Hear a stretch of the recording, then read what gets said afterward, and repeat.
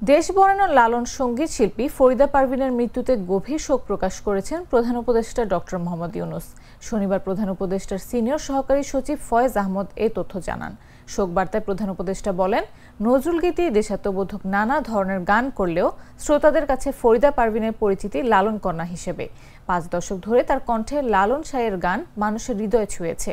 তার গান আমাদের সংস্কৃতির অন্তর্লীন দর্শন ও জীবনবোধকেও নতুন মাত্রায় তুলে ধরেছিল।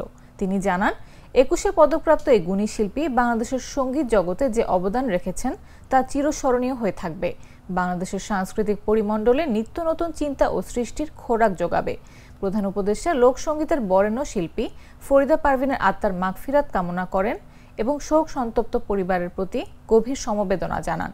শনিবার রাত 10:15 চিকিৎসাধীন অবস্থায় মৃত্যুবরণ করেন শিল্পী ফরিদা পারভিন। তার বয়স হয়েছিল 71 বছর।